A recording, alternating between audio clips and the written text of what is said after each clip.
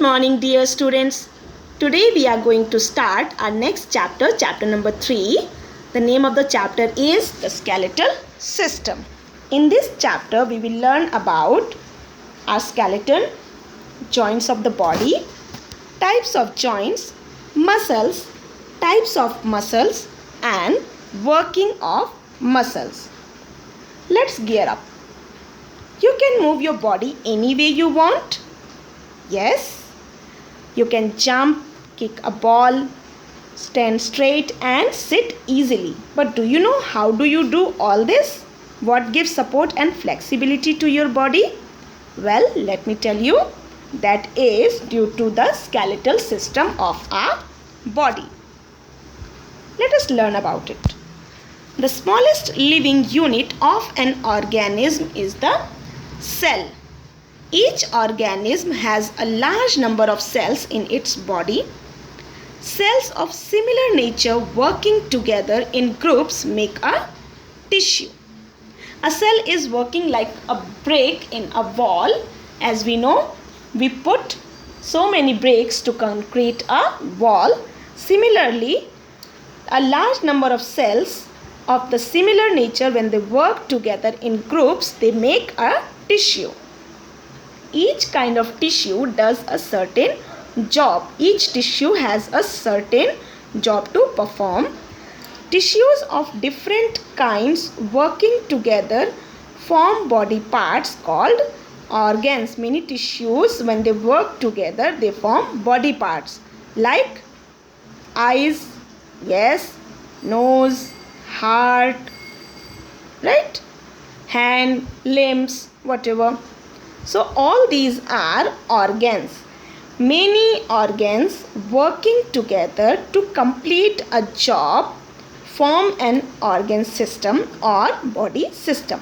When these organs, a heart, a lungs, kidney, when all these organs and other organs of our body, when they all work together to complete a job, form an organ system or body system. Several organ systems work together as a team to make a complete organism. As our body has several organ systems, we will learn about them. Our body is formed of many organ systems. These organ systems work together in coordination with each other and they perform their task in coordination. In this chapter, you will learn about skeleton and skeletal system. We will learn about skeleton and skeletal system. First of all, we will learn about our skeleton. How many bones we are having in our body? Well, we have 206 bones inside our body that are connected together to form a framework. It makes a framework. This framework of bones is called skeleton. As you can see in this picture, the skeletal system of our body. I can show you that skeletal system of our body. As you can see, all the bones are there in this picture, right? All right.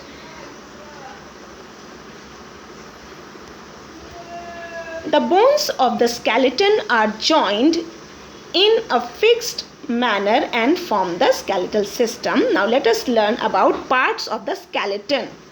How many parts of the skeleton? The skeleton consists of 5 main parts. There are 5 main parts in our skeleton. These parts are skull, backbone, ribs, limbs and girdles. Okay? 5 parts. First is skull, then backbone, then ribs, limbs and girdles. First of all, we will learn about skull.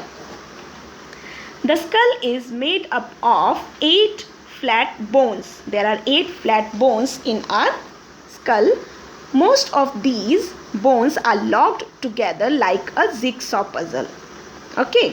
The main functions of the skull are to protect the brain, give shape to the face, to protect the eyes, the tongue and inner ears. So what are the main functions of the skull? The skull protects our brain. It gives shape to the face. It protects the eyes and tongue. It protects our inner ears also. And a skull has eye sockets, and the eyes fit in the eye sockets. So our skull protects our internal part of the skull. Now there is an additional knowledge in knowledge desk. When a person suffers from tetanus, the lower jaw gets locked. This is the reason why tetanus is sometimes called locked jaw also. Alright. The facial region has 14 bones. Our skull has facial region, and in that facial region where our face is having 14 bones. The lower jaw is the only movable joint of the skull. We will learn about movable and immovable joint in our next topic. So the lower jaw is the only movable joint of the skull, and it enables us to chew our food and to speak because it can move.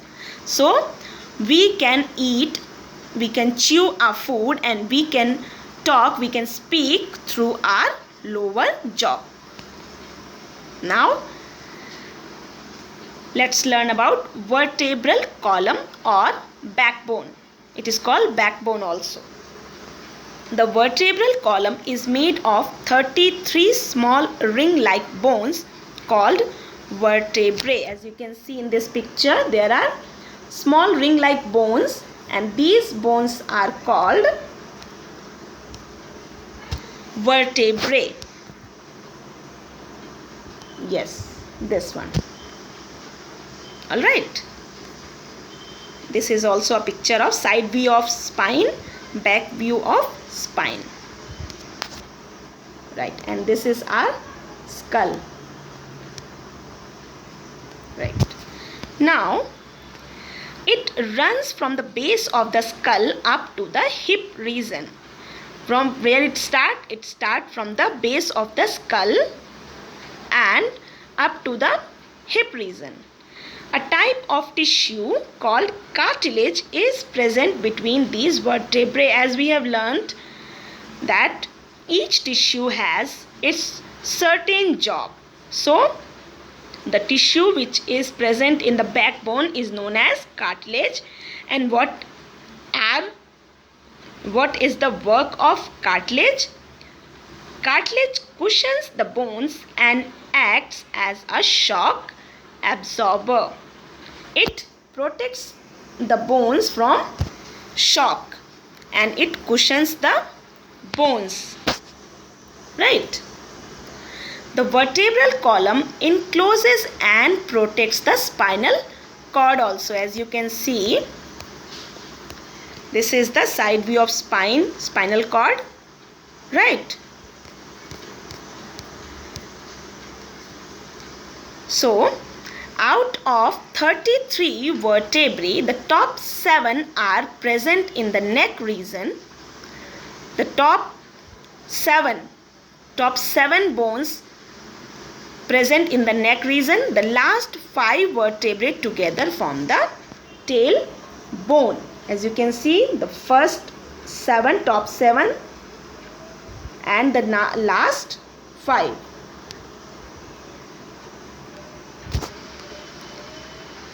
The top 7, they are present in the neck bone, and the last 5 vertebrae together form the tailbone.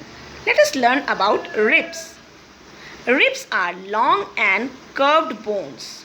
There are 12 pairs of ribs in our body. The ribs are connected to the vertebral column at the back.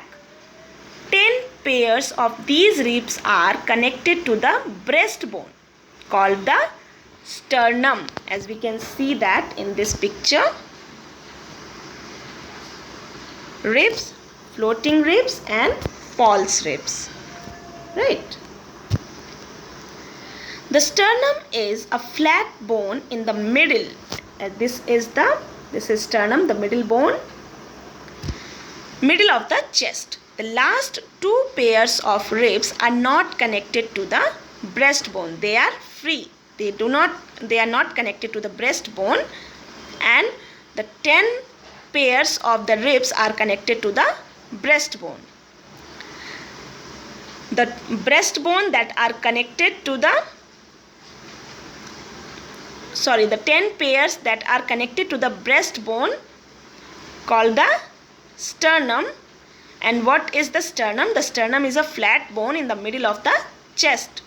The last two pairs of ribs are not connected to the breastbone. These are called floating ribs. They are called floating ribs. As you can see, these two are floating ribs, and the rest of the 10 ribs are connected with sternum. The ribs form a kind of enclosure called the rib cage. It forms a cage, that is why it is called rib cage. The rib cage protects the heart and lungs, as our skeletal system protects our internal organ. As we have learned that skull protects our internal part of our skull. Similarly, ribs protects heart and lungs. Now let us learn about limbs and girdles. What is a girdle? A girdle is a bony structure to which limb bones are attached. Right? Our legs and arms are commonly called the limbs. We known as limbs. It is known as limbs. Forelimb, hind limb, right? In animal there is forelimb and hind limbs, but in human body it is legs and arms. The arms are called forelimbs. Each forelimb has 3 bones. Each forelimb has 3 bones. The upper arm has 1 bone called humerus. As you can see in this picture, the picture of pectoral girdle with forelimb. The lower arm has 2 bones called radius and ulna. As you can see that it is our elbow part, from elbow to the wrist. The upper end of humerus is connected to pectoral girdle. Each pectoral girdle has a shoulder blade and a collar bone. The lower ends of radius and ulna are connected to the wrist. The wrist and hands are made up of many small bones. So wrist and hands, as you can see, as you can feel, it has many small bones. The hind limbs or the legs also have 3 bones each. Similarly, like our arm has 3 bones, our legs also have 3 bones. Femur or the thigh bone is the longest bone in the body. What is the longest bone in our body? Femur. The lower leg has 2 bones called tibia and fibula. As you can see in this picture, tibia and fibula. The upper end of femur is connected to the pelvic girdle, while the lower ends of tibia and fibula are connected to the ankle and toes. The ankle and toes also have many small bones like our wrist and hands. The kidneys and the urinary bladder are protected by the pelvic girdle. As you can see, yes, in this picture is pectoral girdle and pelvic girdle is there.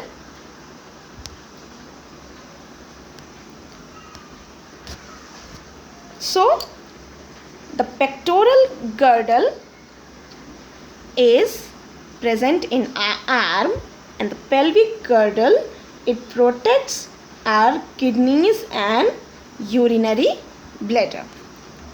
Now what what is the functions of skeletal system? As we have learned about our skeleton, what is the function of skeletal system? What are the functions of skeletal system?